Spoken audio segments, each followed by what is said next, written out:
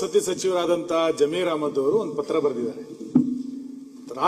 ನಾಳೆ ಸ್ವಾತಂತ್ರ್ಯ ದಿನಾಚರಣೆ ಕಾರ್ಯಕ್ರಮಕ್ಕೆ ನನಗೆ ಹೋಗ್ಲಿಕ್ಕಾಗಲ್ಲ, ನಾನು ಆ ಕಾರ್ಯಕ್ರಮದಲ್ಲಿ ಭಾಗವಹಿಸ್ಲಿಕ್ಕೆ ಆಗಲ್ಲ ಅಂತ ಒಬ್ಬ ಸಚಿವ ಪತ್ರ ಕೊಟ್ರೆ, ರಾಷ್ಟ್ರೀಯ ದಿನಾಚರಣೆಗೆ ಎಷ್ಟು ದೊಡ್ಡ ಪ್ರಮಾಣದ ಮಹತ್ವ ಕೊಟ್ಟಿದೆ ಅಂತ ಗೊತ್ತಿದೆ.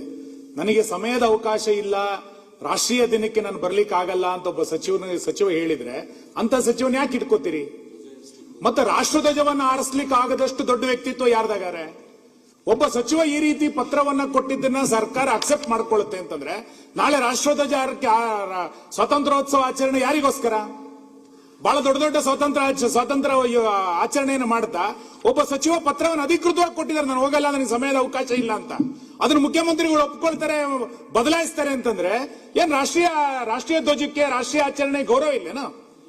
ಸಮಯದ ರಾಷ್ಟ್ರದ ಸ್ವಾತಂತ್ರ್ಯ ದಿನಾಚರಣೆಗೆ ಹೋಗ್ಲಿಕ್ಕೆ ಆಗದಲ್ಲೇ ಇರುವಂತ ಸಚಿವ ಯಾಕಿರ್ಬೇಕಾದ್ರೆ ಸದನದಲ್ಲಿ? ಅಧ್ಯಕ್ಷರೇ, ಅವರು ಜಿಲ್ಲೆ ಇಲ್ಲ ಮಾನ್ಯ ಅಲೋಕೇಶನ್ ಏನ್ ಬರ್ದಿದ್ದಾರೆ ಅಂತ ಓದ್ಲಾ? ನಾನು ಏನ್ ಬರ್ದಿದ್ದಾರೆ ಅಂತ ಓದ್ಲಾ?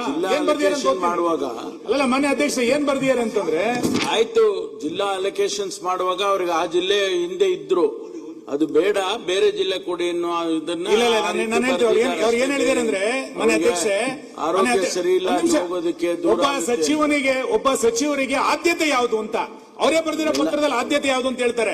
ರಾಜ್ಯದಲ್ಲಿ ಮುಂದಿನ ದಿನಗಳಲ್ಲಿ ಬಿಬಿಎಂಪಿ ಸೇರಿದಂತೆ ಮನವಿ ಮಾಡಿಕೊಂಡಿದ್ದಾರೆ, ಬೇರೆ ಜಿಲ್ಲೆ ಕೊಡ್ಲಿ ಸರ್. ಮಾನ್ಯ ಕಂದಾಯ ಸಚಿವರೇ, ಒಬ್ಬ ಸಚಿವನಿಗೆ ಪ್ರೌಡ್, ನಾನು ಜಿಲ್ಲಾ ಸ್ವಾತಂತ್ರ್ಯೋತ್ಸವದಲ್ಲಿ ಭಾಗವಹಿಸ್ತೀನಿ ಅನ್ನುವಂಥದ್ದು ಒಂದು ಗೌರವದ ಸಂಕೇತ. ನನಗೆ ಸಮಯದ ಅವಕಾಶ ಇಲ್ಲ, ನಂಗೆ ಕೊಡಿ, ಚೇಂಜ್ ಮಾಡಿ ಅಂತ ಹೇಳ್ತೀರಿ ಅಂತಂದ್ರೆ, ಅಂತ ಸಮಯನೇ ಇಲ್ಲ ಅಂದ್ಮೇಲೆ ಆ ಸಚಿವನ ಯಾಕೆ ಇಟ್ಕೊಳ್ತೀರಿ ನೀವು? ರಾಷ್ಟ್ರಧ್ವಜ ಹೊರಿಸಲಿಕ್ಕೆ ಸಮಯ ಇಲ್ಲ. ನೀವು ಅವ್ರು ಹೇಳಿದಾರೆ ಇಲ್ಲಿ 15/8/2026 ಸ್ವಾತಂತ್ರ್ಯ ದಿನಾಚರಣೆ ಧ್ವಜಾರೋಹಣ ಹೊಣೆಯಾಡಕ್ಕೆ ನೀಡಿದ್ದು ನಾನು ಹಾಜರಾಗಲು ಸಾಧ್ಯವಾಗುವುದಿಲ್ಲ ಅಂತ ಕೊಟ್ಟಿದ್ದಾರೆ. ಏನ್ ಹಂಗಾರ ಅರ್ಥ? ಏನ್ ಆರೋಗ್ಯ? ಯಾರ ಆರೋಗ್ಯ? ಸುಮ್ನೆ ನೋಡಿ, ಇದು ಈ ತರದನ್ನೆಲ್ಲ ರಾಜ್ಯದ ಜನ ಸಹಿಸಿಕೊಳ್ಳಿಕ್ ಸಾಧ್ಯ ಇಲ್ಲ. ನೀವು ಇಲ್ಲಿ ವಿಧಾನಸೌಧದೊಳಗೆ ಪಾಕಿಸ್ತಾನ ಜಿಂದಾಬಾದ್ ಘೋಷಣೆ ಕೂಗಿದಾಗ್ಲೂ ಮೌನವಾಗಿರ್ತೀರಿ. ಒಬ್ಬ ಸಚಿವ ರಾಷ್ಟ್ರಧ್ವಜವನ್ನು ಆರಿಸ್ಲಿಕ್ಕೆ ನಾನು ಹೋಗಲ್ಲ ಅಂತಂದಾಗ್ಲೂ ಕೂಡ ಮಾತಾಡ್ತೀರಿ ಅಂತಂದ್ರೆ, ಪರಮೇಶ್ವರ್ ಅವರೇ, ಇದನ್ನ ಸಮರ್ಥನೆ ಮಾಡ್ಕೋಬೇಡಿ ನೀವು. ಇಂಥ ಸಚಿವ ವಜಾ ಮಾಡಿಯಲ್ಲ, ಯಾರು ಬೇಡ ಈಗ ಆ ಸಚಿವನ ಇಟ್ಕೊಳ್ಳಿ, ಆ ಜಿಲ್ಲೆಗೆ ಬೇರೆಯವ್ರನ್ನ ಕಳಿಸ್ತೀವಿ. ಜಿಲ್ಲೆ ಬೇರೆ ಸರ್, ನೀವು ಉಸ್ತುವಾರಿ ಸಚಿವರನ್ನ ಚೇಂಜ್ ಮಾಡಿದ್ರೆ ಒಂದು ವಾದ ಇಲ್ಲ. ಸ್ವಾತಂತ್ರ್ಯೋತ್ಸವಕ್ಕೆ ನಾನು ಹೋಗಲ್ಲ ಅಂತಂದ್ರೆ ಏನರ್ಥ ಇದೆ?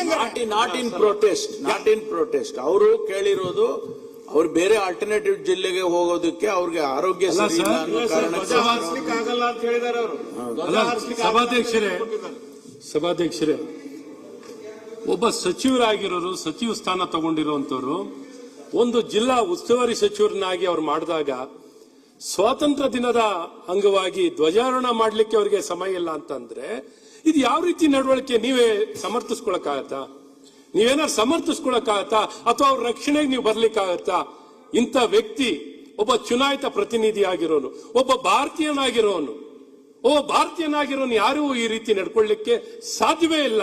ಅಂತ ವ್ಯಕ್ತಿ ನಮ್ಮ ಕರ್ನಾಟಕ ರಾಜ್ಯದ ಘನವೆತ್ತ ಸರ್ಕಾರದ ಒಬ್ಬ ಸಚಿವರಾಗಿ ಕೆಲಸ ಮಾಡ್ತಾರೆ ಅಂದ್ರೆ ಹೇಗ್ ನೀವು ಸಮರ್ಥಿಸ್ಕೋತೀರಾ? ನೀವು ಉಸ್ತುವಾರಿ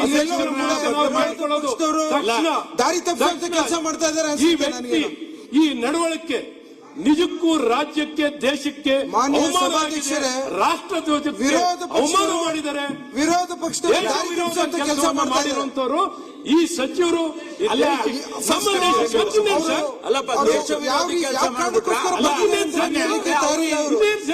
ಅವ್ರಿಗೆ ಏನೇ ಕೊಪ್ಪ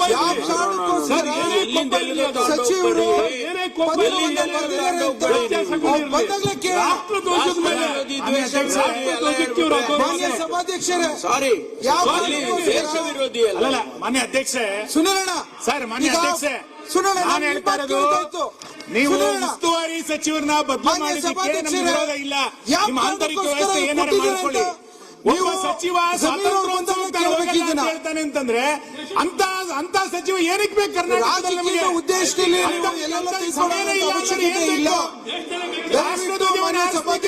ಇಲ್ಲ ಅನ್ನುವಂತ ಸಚಿವರು ಬಂದ ನಂತರ ದೇಶಕ್ಕೂ ಬೇಕು. ಎಕ್ಸ್ಪ್ಲೇಷನ್ ಮಾನ್ಯ ಅಧ್ಯಕ್ಷ, ಇಂಥ ಇರೋದನ್ನ ಕರ್ನಾಟಕದಲ್ಲಿ ಸಹಿಸಿಕೊಳ್ಳಿಕ್ ಸಾಧ್ಯ ಇಲ್ಲ. ಈ ಪತ್ರನ ಸಮರ್ಥನೆ ಮಾಡ್ಕೊಳ್ತೀರಿ ಮುಖ್ಯಮಂತ್ರಿ ನಾವು ಸಮರ್ಥನೆ ಮಾಡ್ಲಿಕ್ಕೆ ಕಳಿಸ್ತೀರಿ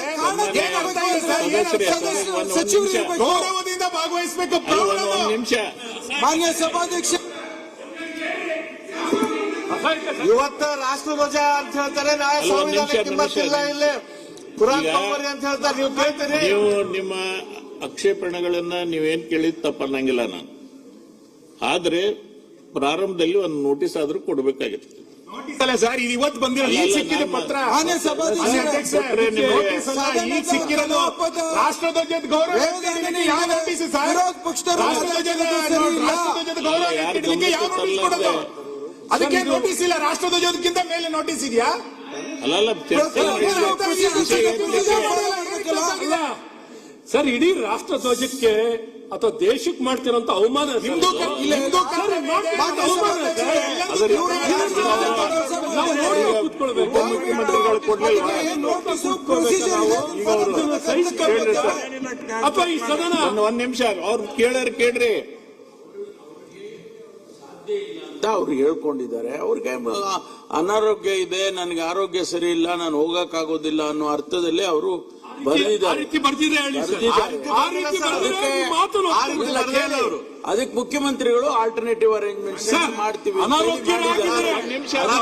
ಮಾಡಿದ್ದಾರೆ. ದೇಶದ್ರೋಹ ಎಲ್ಲಾನು ಸೇರಿಸ್ಬಿಟ್ರೆ ಪರಮೇಶ್ವರ್ ಅವರೇ, ಅವರ ಪತ್ರದಲ್ಲಿ ಆರೋಗ್ಯದ ಸಮಸ್ಯೆ ಇದೆ ಅಂತ ಒಂದು ಶಬ್ದ ಹೇಳಿಲ್ಲ. ಅವ್ರು ಹೇಳಿರೋದು ಸಮಯದ ಅಭಾವ ಇಲ್ಲ, ನಮಗೆ ಗನಂದಾರಿ ಕೆಲಸ ಇದೆ ಅಂತ ಹೇಳಿರೋದವರು. ಆರೋಗ್ಯ ಸಮಸ್ಯೆ ಇಲ್ಲ, ಆರೋಗ್ಯನೂ ಬಂದಿಲ್ಲ.